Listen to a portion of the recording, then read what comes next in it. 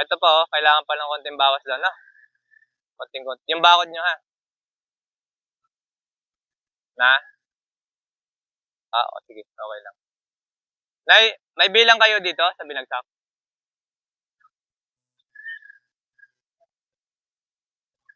Oo. Ay, hindi ako kalahati. Okay. Nasa 200 po. Alam ko lang. 100. Magkano? Ala, ilan? 100? 104. Okay. Unang bagsak. Unang bagsak po ito ng ano. Unang bagsak po ito ng... Ay, hindi naman pala. May pangalawa palang bagsak to ng ano. Pangalawang bagsak po ito ng mga early bird.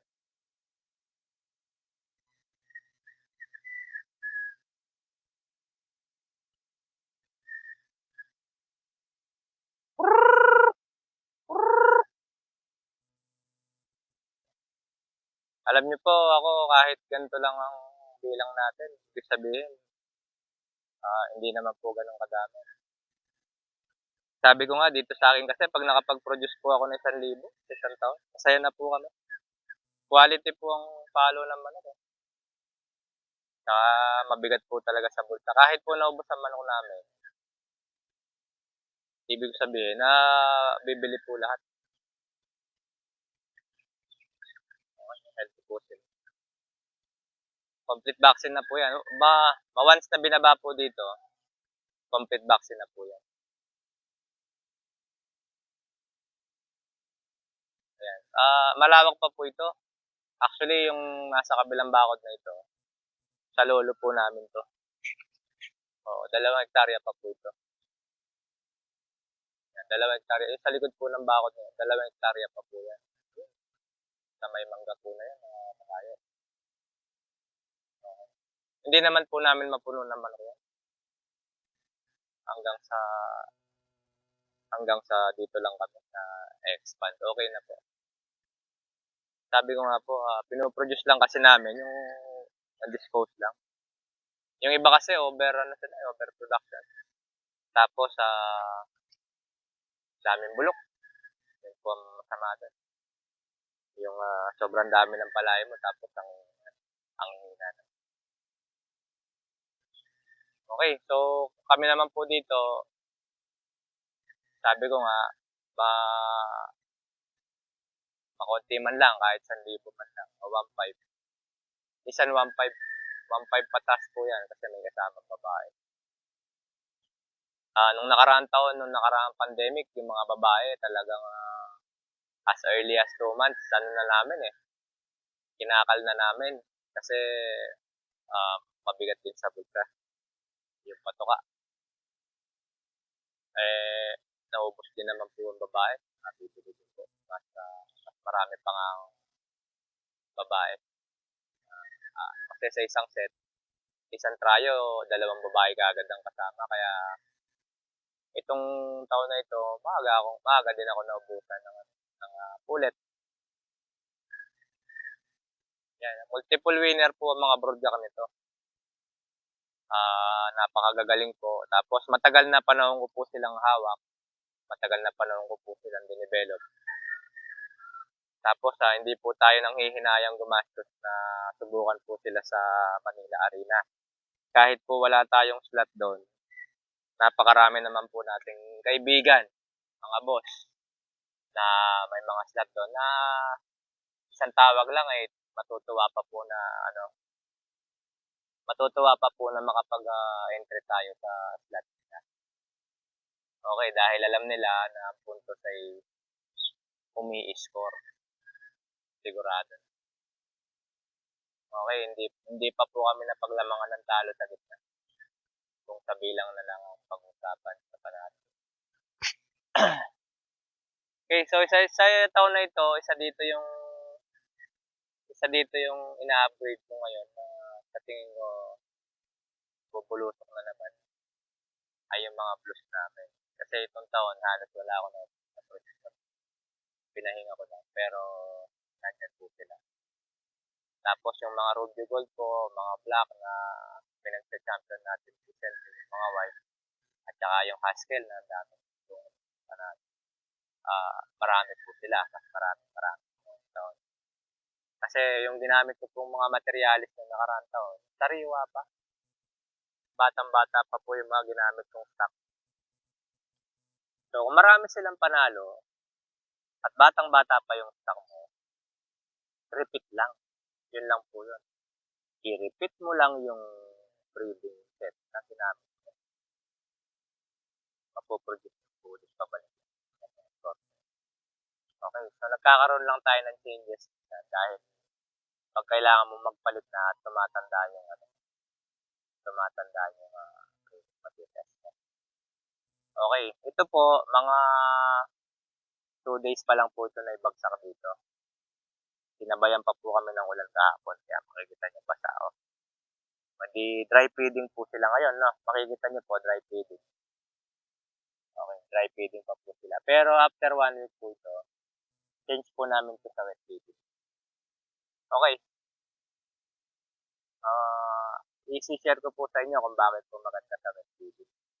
Sa wet feedings po, yung pong kakulangan sa tubig sa katawan ng manok na susulot na po-provide po pagka po wet feeding kayo.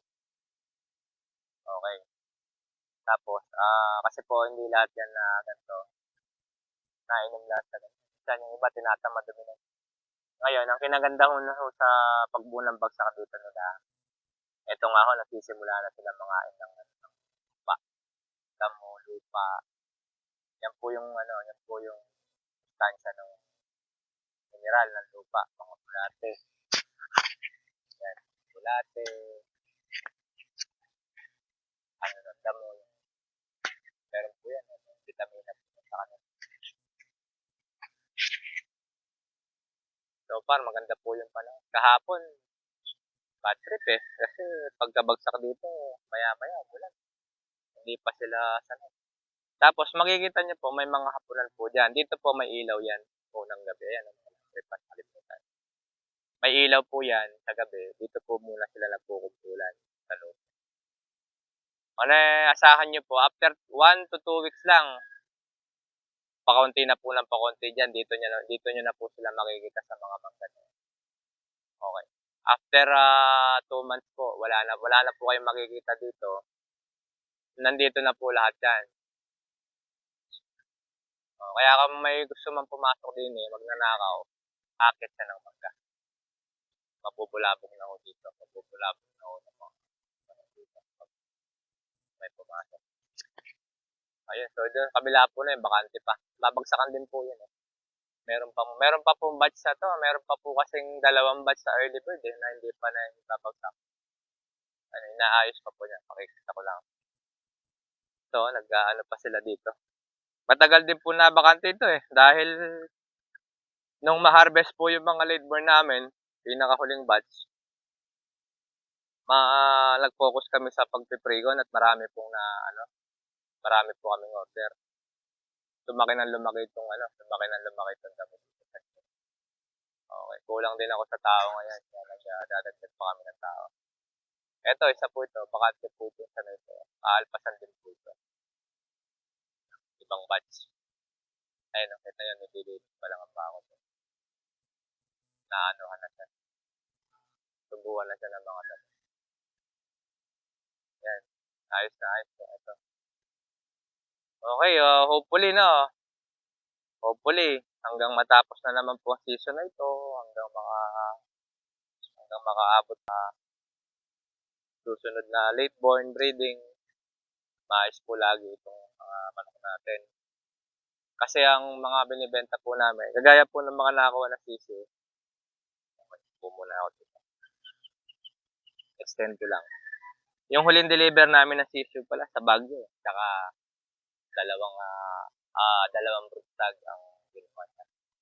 So, extend ko lang po sa sisi po kasi dahil yun po yung pinaka-challenge. Pag ako hindi kayo sanay magpalaki, talaga marami yung asset. Ngayon, sa sisi po kasi marami pong nagtatanong o pagka po nag-inquire, Sir Mike, pabili po sisi, klase A na po ba? No?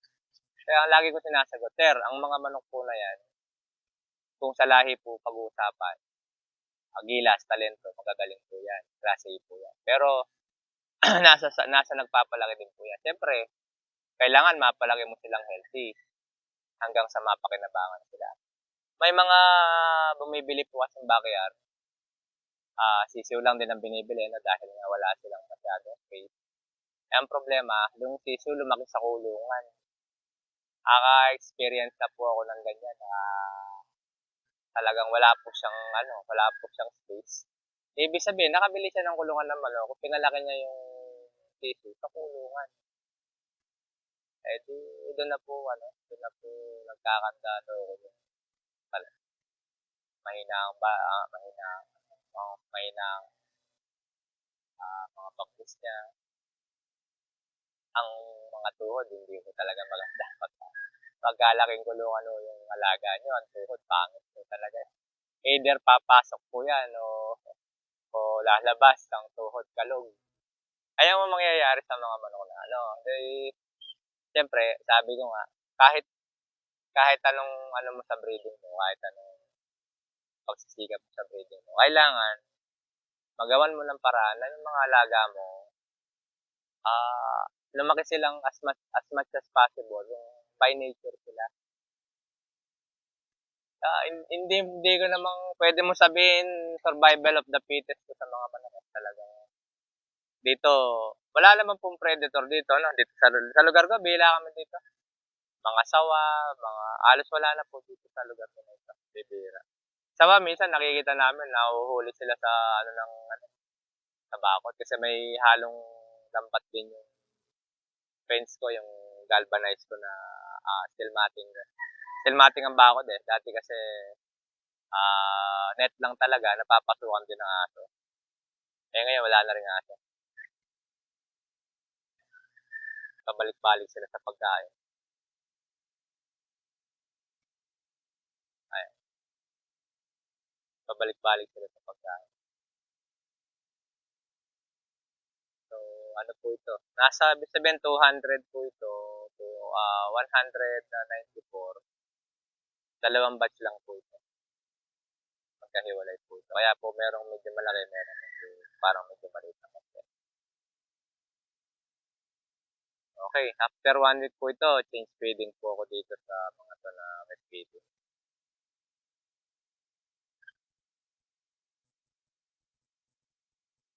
Okay, so breeding pen ko, mamaya. Babalikan ko po yung mga breeding pen. Iisa-isahin pa po kasi namin lahat yan. Kaya po, hindi ko na kayo mamaya kasi hawak-hawak ko yung camera. Iisa-isahin po yung mga inahin doon. Tapos yung mga product po yung iba, nilabas na nga. Tamad. Tamad to. Magagaling, kaya lang, tamad yung bumaba. Kaya wala rin tayong pakinabang. Ayun nga, isa po yan sa mga natin, sinisilip minsan sa isang magaling na broodstag o broodcock, yung marunong siyang bumaba o kaya masipag bumaba. Pagka binaba mo siya sa mga babae, takbo ka agad doon yan, habol na yan, nasa hingan. Yan po yung mga magagandang minsan, magagandang isa lang kasi marami sila makapit. So, maliban po sa karakter na magaling sila sa rueda, malinis manalo, pag nakachempo po kayong magandang bumaba na siya. Ako, yung isa ko doon, sabi ko nga, 3-time winner. Ang galing bumaba, mabilis, habol. At pagbaba mo, habol talaga yung babae. Tapos, ang kinagandahan pa nito, malalaki siya mag-produce. Grabe, talagang malalaki. May mga breeding naman po, sa iba kasi may mga na-encounter na ako. Ang problema naman ng iba, hindi sila mag-produce ng babae. Sobrang lalaki din. So, problema din po yan. Pag wala masyadong ma-produce na babae, bisa hindi ka makakapagpadami sa linyata niya. Bihira naman po yung gano'n na broodcock na talagang hindi maglabas ng babae. So, kahit po konti nakakapaglabas. Ayan, so mamaya po, babalikan ko po yon. Hopefully, mag-upload po ako ng isang video mamaya. Itong mga na-finalize ko na set ulit. Kasi nag-ano nga po kami. Hopefully, yung kasi po, ito pong mga nakaset ngayon, may mga itlog na rin po nakasalang diyan for local, no? For local, nakaset na po yung local, nakasalang na. So sa madaling salita, December pa lang tayo ngayon. Inaayos ko itong for January born at saka late born. Isang salang na po yan. Isang breeding pen na po yan na ang mga itlog ay mapapakinabangan ng January, national, saka late born. So, ito pong araw na ito, hindi po muna ako sumama sa mga lakad ng pamilya para po ma-focus ko ito. Tapos po pala yung parapol natin, maraming salamat, no? Yung pong sumali dun sa, yung pong nakalista na, nasa 63 na po yung nakalista. Okay guys, take note po ito ha, yung pong December na ito, meron po akong 4 na pares na pinararapol. Going to charity po yun, itutulong po natin sa mga kapuspalad na itong December po. Gagawin ko pong dalawang part po yung mission natin na yon para po makapagbigay sa mga kapuspalad. Of course, bibidyohan po natin yon para po makita nyo kung sino po yung mga nabigyan o kung saan po nakarating. Ano. Okay, sabi ko nga po, lahat po ng proceedings nun going to charity. Abono ko pa yung iba kasi may mga gastos po dyan ng mga pamasahe, panggas. May mga tao po kasama, mga gustong sumama po sa charity work natin. Sa ano po, hindi ko muna sasabihin ko sana sa makikita nyo na. Okay, sabi ko nga po, maraming salamat. Nasa 63 na po yung nakalista doon, although Sunday pa. Wednesday lang po ngayon, Sunday pa po yung raffle noon. Hingin nyo lang po sa akin yung listahan na kung gusto nyo pa sumali, kung gusto nyo makapili ng pair. Okay, tapos yung pair po, nasa akin din yung video. Sigoy white po yun, tsaka super sweater. So, unang pair. Okay, okay, hanggang dito na lang. 40 minutes yata itong content vlog natin. Okay, maraming salamat po. Hopefully talaga, itong December na ito ay marami po tayong aabutan. Okay, sa tulong po ni Lord, sa konting blessings po ni Lord, nakakatulong po tayo. Maraming salamat po ulit. Sana God bless po. Sana po yung pong hindi pa naka-follow, hingi lang po ng konti po. Makapag-follow din po kayo. Alam niyo po ako, pagka po dumami yung followers natin, o kaya sabihin na may kinikita na po tayo ng sapat dito sa pag-vlog lang. Baka po hindi na po tayo mabot sa baka po hindi na tayo mabot sa pag-rarapol ng mga manok. Totally, ko na lang po sila. Itutulong ko na lang din po tapos sa sariling bulsa na po yung sa charity. Okay, maraming salamat po. Thank you po.